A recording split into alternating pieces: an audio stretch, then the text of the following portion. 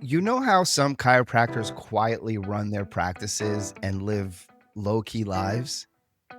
This is not one of those stories. Today's guest, he's written books, he's traveled the world, worked with NFL teams, and still finds time to talk about shockwave therapy like it's a Sunday afternoon hobby.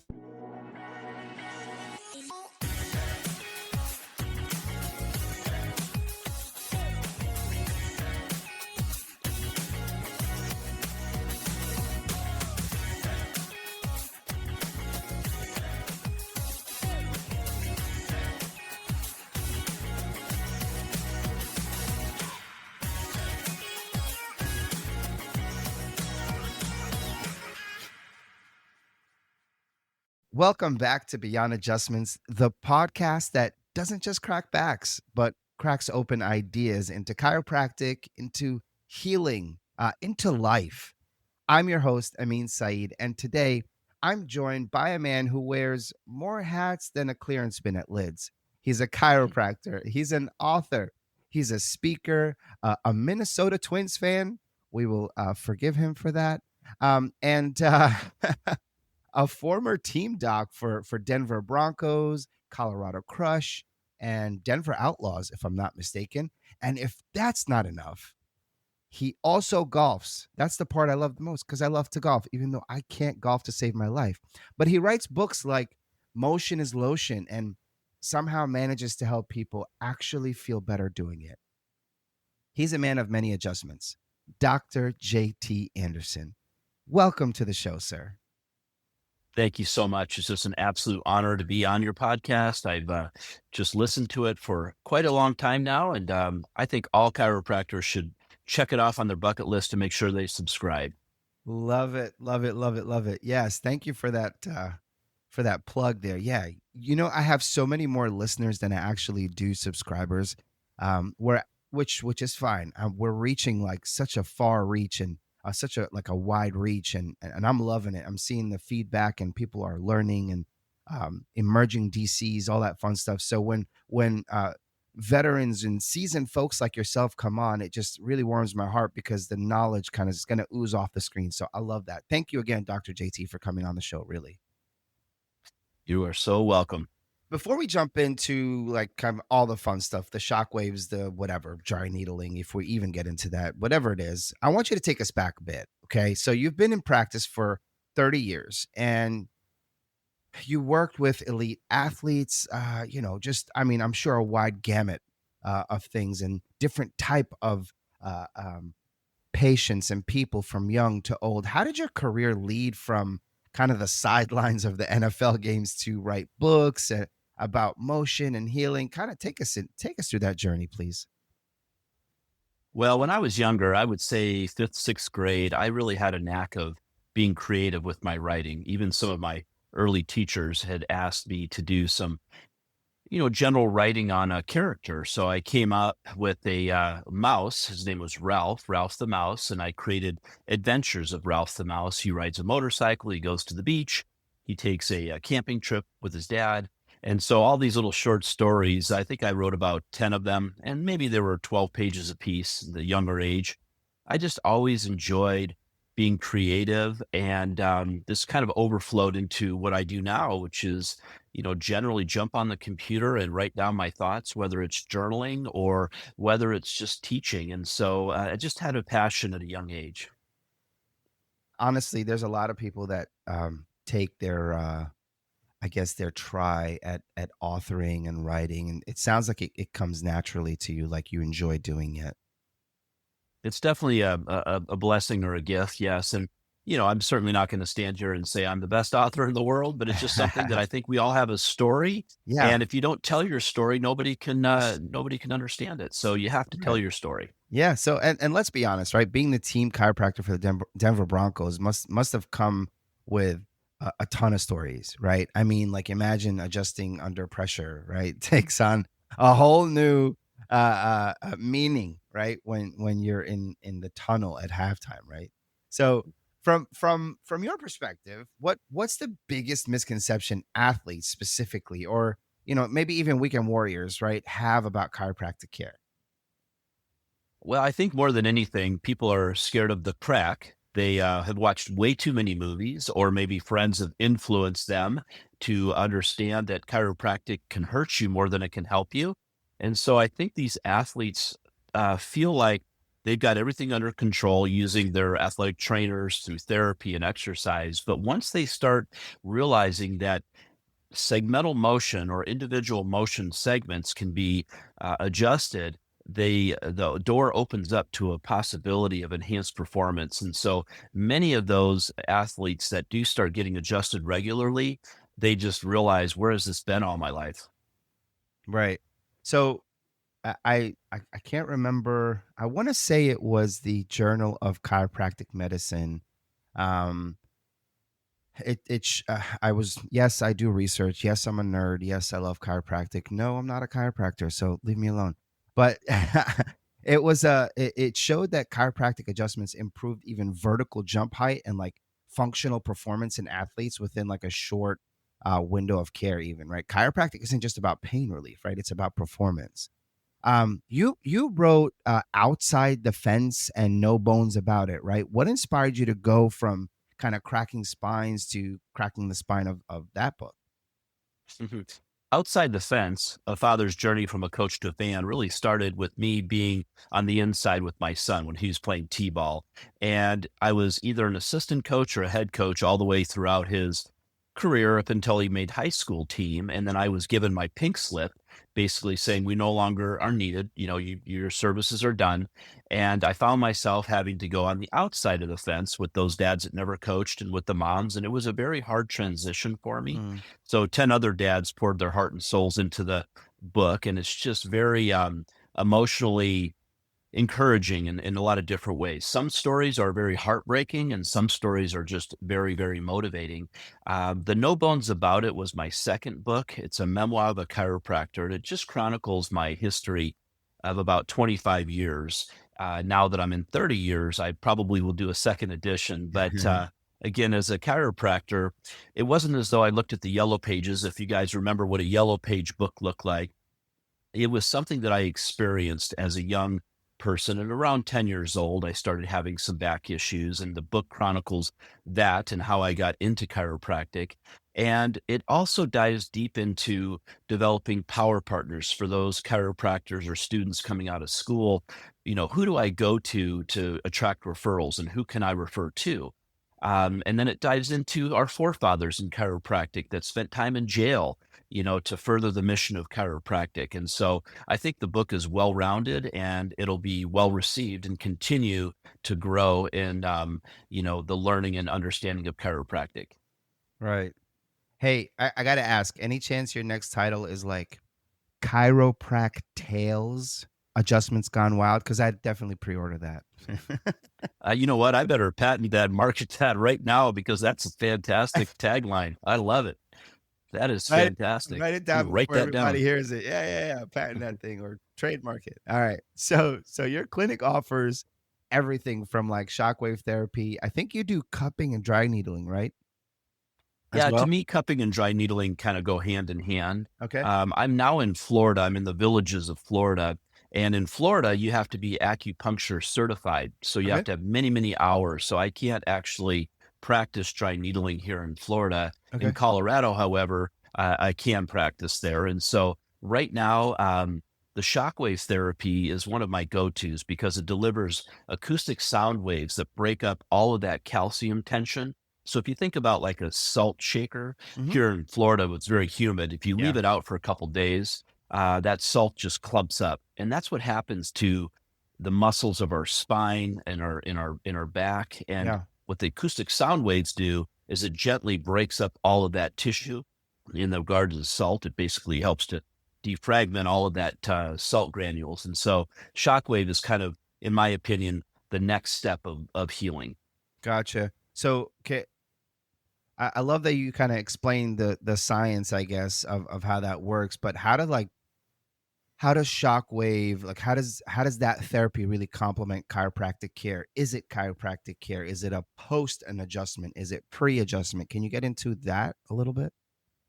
Well, chiropractic care is all about creating stimulation of the nervous system. The bottom line is reducing subluxations or issues that are creating a nerve interference.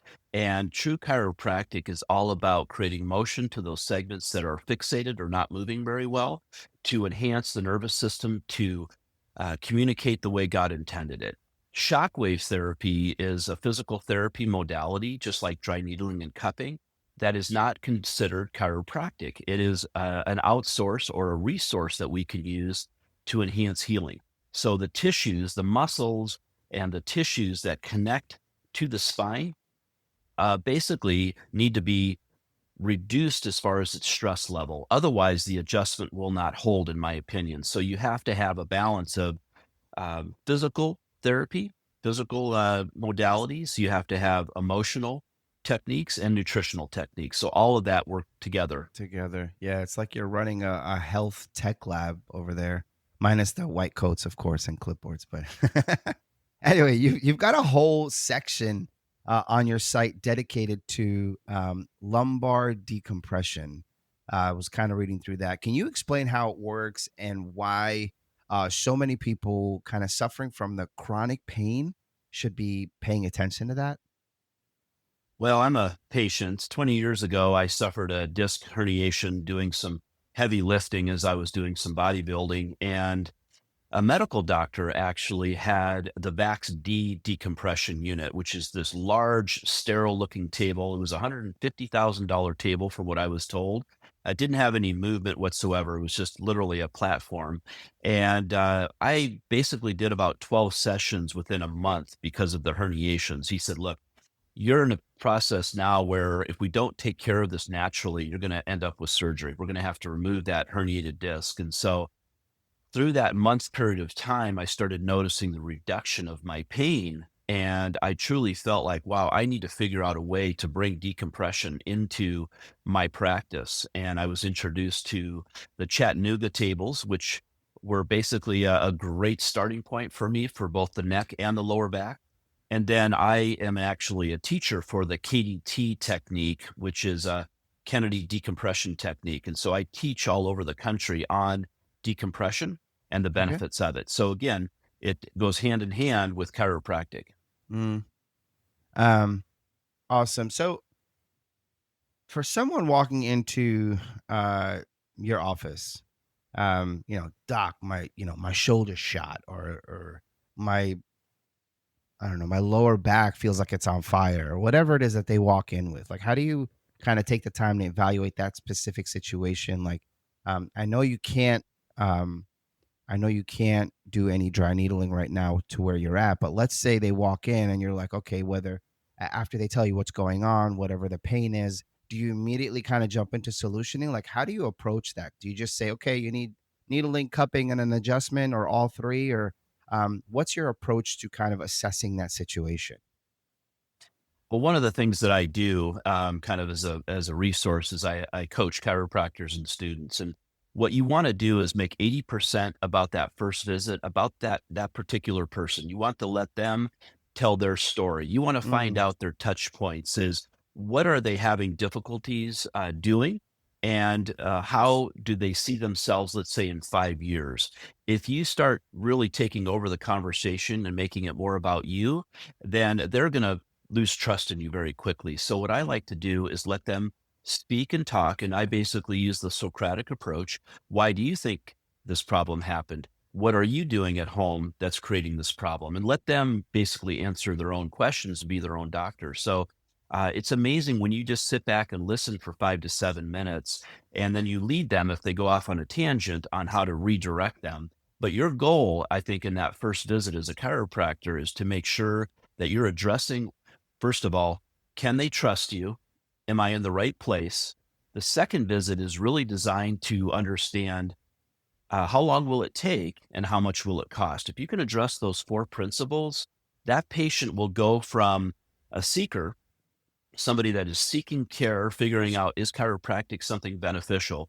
They'll become an understander. Eventually, they'll become a believer. And then ultimately, the goal is to become an ambassador, somebody that takes right, chiropractic to the world. right.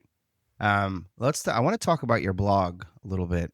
I think it's called Dr. JT. I wrote it down. Dr. JT's Insights: Lessons from a Chiropractor and a Father. Right? Is that what it's called? Did I get that right? That's correct. Yeah. So that's not just branding, in my opinion. That's legacy, right? So what are some principles you've learned, kind of balancing your practice and family? Well, I mean, first of all, God comes first, family second, my Preach it. practice third. So the bottom line is, if I am in line with the Lord and make sure that every day my prayer is, Lord, you send him and I'll serve him. Whatever might come my way, I know that I'm going to be going in the direction that I should be. The Mm, family, however, it's very important for them to understand the mission. This is not a job. As a chiropractor, 30 years into it, I get as excited as I did day one, love it. just with more experience.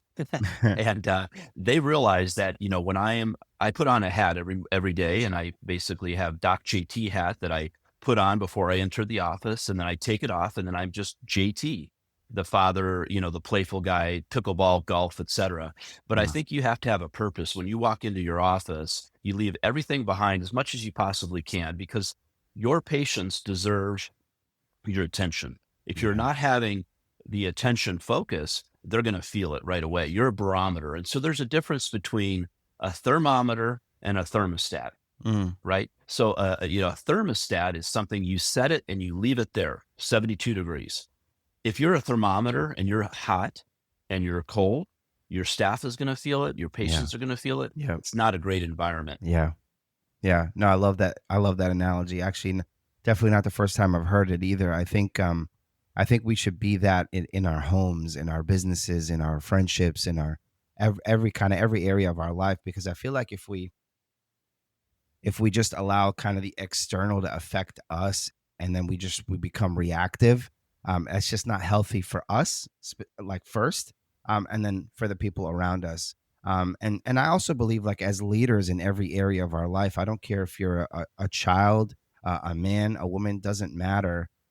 Having kind of that logical head, walking into situations, like trying to think through those situations and being, like you said, that thermostat, like knowing essentially, here's that the truth line, right? And believing that and knowing what that is, and not allowing the external to really affect the way we go about our day and how we treat the people around us. So I love that.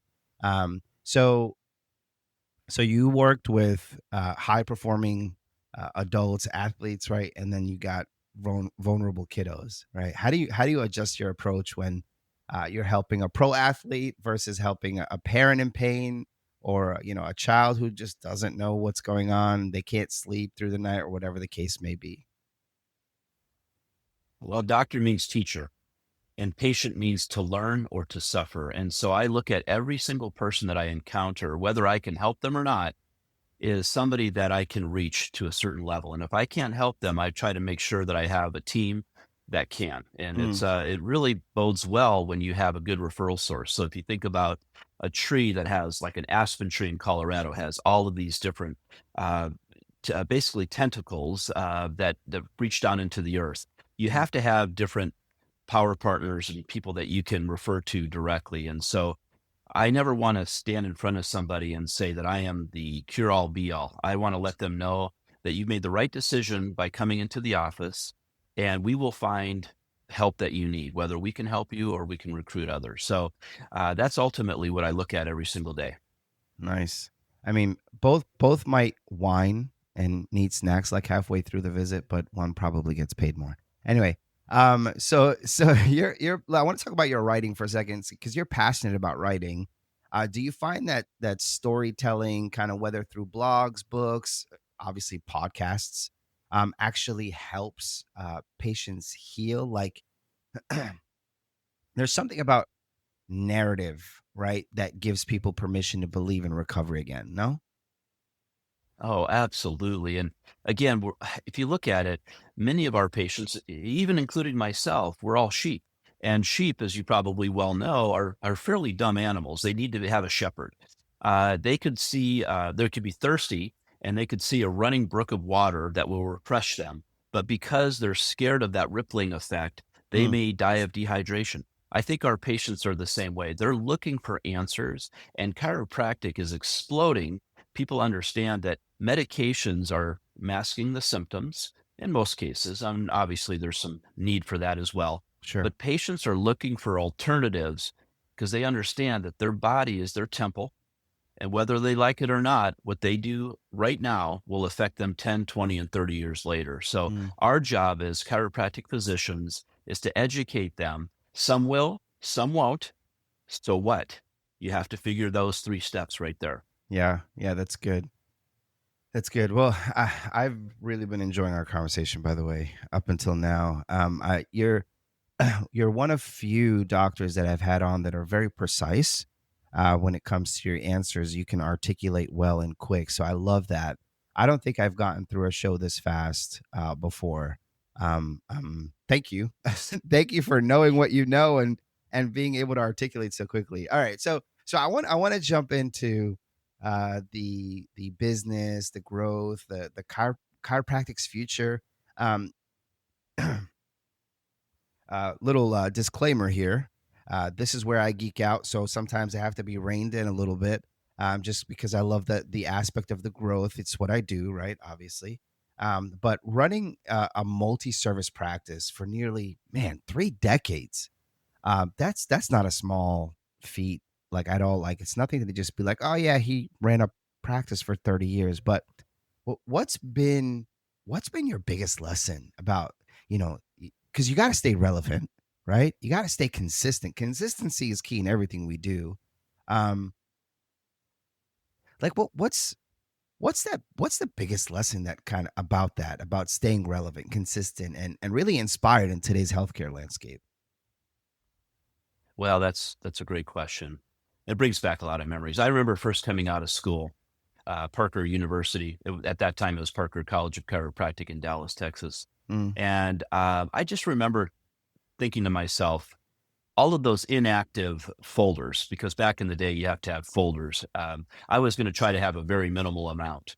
And then within about 3 years, all of a sudden, these inactive folders kept stacking up, stacking up, stacking up. And I realized at this point that people will use a provider or a service for as long as they feel needed. It's not about you, it's about them. And maybe it's about whether or not they have firm conviction. In our case, in chiropractic, maybe we found a place for them that is a balance and they don't need chiropractic until they hurt again. Maybe they come in just 3 or 4 visits and, they just feel like we help them and they just never come back.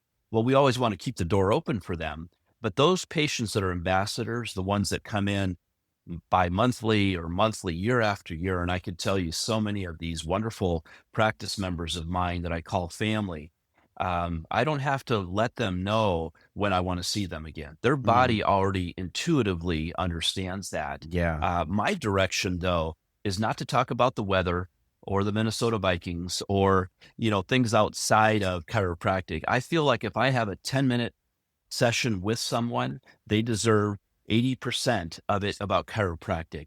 And if you have a focus every single day about a topic that you can cover and hit, it might be, did you know your body is 70% water? How much water are you drinking on a daily basis? What you Mm, always want to do is leave them with something that is going to change their life and maybe others.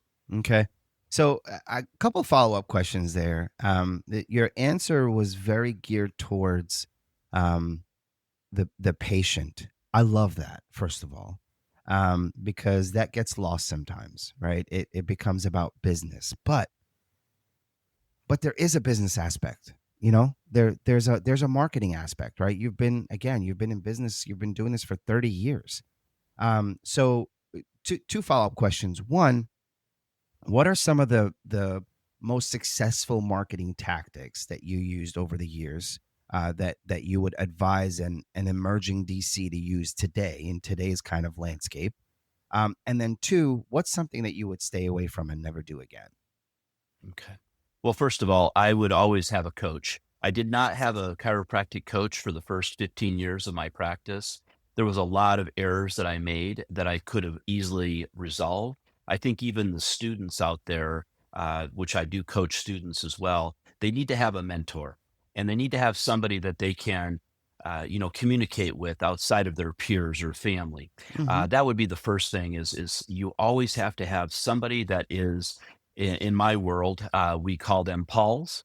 And then you have your Timothys and you have your Tituses. And for those that don't understand that concept, a Paul was a leader, somebody that would direct basically the next phase of their life. Timothys are those next level downs that are basically shepherding a flock. And then you have your Tituses. And Tituses are patients that are looking and searching for answers. They're constantly figuring out what the next step is. So in our life, we always have to have a mentor, a Paul. We have to have a Timothy, somebody that's speaking into us all the time. And so that is the first encouraging thing. The follow-up of your question is, what are some of the things that I wouldn't do? um, you have to understand the tribe or the family that you're cultivating in your practice. Generally, especially as a cash practice like mine, are those that are like you. So if you do a lot of marketing, let's say through Facebook or Google, you're going to get a lot of different varieties of patients that have maybe never had chiropractic. Fantastic. You'll get a lot of warm bodies in. Are they going to convert from a seeker to a believer, to an understander, to ambassador? So if you're wanting a lot of volume, then to go for marketing for sure. Yeah. But the word of mouth, connecting with, those power partners that I wrote about in my book, that is what's going to cultivate a really calming relationship within your practice, because you're attracting people like you. Yeah. Love that. Actually, we're actually going through a series right now at my church, Titus series. So it's kind of cool that you mentioned that. It's very timely. So I think a lot of younger docs could really learn from the way you blend kind of old school patient care with I would say even modern modalities, because you've been talking about shockwave and stuff, and the marketing aspect. But so as the field of chiropractic continues to really evolve, really grow, what role do you think therapies like the ones you've been talking about up until now, like, will play in really defining a modern chiropractor? In the villages of Florida, it's a 50 plus community. And so we have a lot of pickleball players, golfers, bike riders. It's a very active community. And people have moved here because they want to stay active for the entire life. So I'm going to give you this as an example. Hmm. There's a lot of times where patients will come in with plantar fasciitis. And yes, it's very important to readjust the foot bones themselves, work the chain all the way up through the spine, give them the proper exercise to do. But if you have modalities, especially some of the cutting edge modalities like shockwave, Groston therapy, you're able to bring in a whole fold of patients that may not want to be adjusted at all. In fact, I would say there's about 20% of my patients that currently come into the practice that don't ever get adjusted. They just told me straight up front, Doc, I'm just not wanting a chiropractic adjustment. That doesn't mean that they won't later down the road, but what I want to do is fill the need of where they are at that point in time, Hmm. take care of them, and they'll refer other people like them Yeah. to the practice as well. Yeah. On your site, it shows a very patient centered kind of model, with customizations, different stories, access to care, all that fun stuff. How important is that flexibility to building trust in your community? If you don't do that, you're going to drive yourself crazy, because you can't conform to every single patient that has different needs. You have to be flexible in your Mm, thinking. But again, going back to that first visit, that first encounter, you have to find their touch points. What's driving them into your practice? And don't go outside of those boundaries, because they're trying to build that trust immediately. mm. Okay, I got a challenge question for you. If you had to design the perfect clinic from scratch today, what would it look like, and what would you not be like? What would not be in it? Well, chiropractic's foundation. With that, you have all the modalities, if you choose to do those things: decompression, shockwave, dry needling, cupping, Groston, etc. I would have a recovery center as well. And I'm working on that with a medical doctor right now, where we're having hyperbaric oxygen, we're having infrared light, we're having, all of the different modalities, regenerative medicine side, PRP, stem cell therapy, HRT, all of that would funnel in there as well. I would Nice. offer medical massage, acupuncture. I would offer sports physical therapy specifically. I would also look at brain therapy. So I use Brain Tap by Dr. Patrick Porter. I also use the Magnosphere, which delivers very specific picotesla ranges to help decrease vagal nerve stress. So it's a full balance. And then, of course, I would always have nutrition in there as well. Mm, love your answer. Very kind of an integrative approach. I love that you said that you're working with a medical doctor because, it's one of those reaching across the aisle situations because there's always been a clash and I hated it. I think if we worked to, chiropractors and medical doctors work together, I think we'd get it. My God, the impact will be amazing. But anyway, so what's the most rewarding moment you've experienced like lately in the practice? Like whether from a patient win, a family moment, something behind the scenes, anything. I just think now that both of my kids, my son is now 24, married about 3 months ago. My daughter is married New Year's Eve. So within about the last 6.5 months, they've both been married. Wow. And just seeing how my wife, Bethany, and I have cultivated wonderful children that have great spouses and extended family, to see how the Lord's blessed us because we've been obedient. That is probably the most rewarding Mm, aspect of what I've done. I didn't allow chiropractic and the practice or money to take over mm, making memories yeah, of the family. And that's I'm good. just so grateful. That's good. That's good. That's so good. All right. So where can listeners find your books, your blog, all the amazing work you're kind of putting out there into the world? Well, I think to get a hold of me either way on the blog, it's kind of all encompassing. I've developed a book website, and my fourth book is coming out this next week. It's Oh, called nice. it's called Younger Me, Older Me, Live Life Now. And I'll tell you straight up, it's full of scripture that help to lead you in your finances and your relationship Mm, within taking care of your body as well. So it's definitely a little bit of a right turn. But you can just go to www.jtanderson.biz, B-I-Z. And that's how you can get a hold of me. That's where you can read about more of my books and so forth, and nice. contact me if you want any type of coaching. Love it. And I'll make sure all that's in the description wherever you're listening or watching this so you guys can get a hold of Dr. JT. So, all right, doctor. So, for someone who's on the fence about chiropractic care or trying, one more thing because they've been trying everything, what would you say to them? I would let them know, within your body, it has a natural tendency to heal itself. And I would Mm, ask them, do you agree? Socratic approach. They would say yes. So if you have a cut, do you think it'll heal over time? Yes, it would. Well, why wouldn't you think that a shoulder problem would heal over time provided the right care?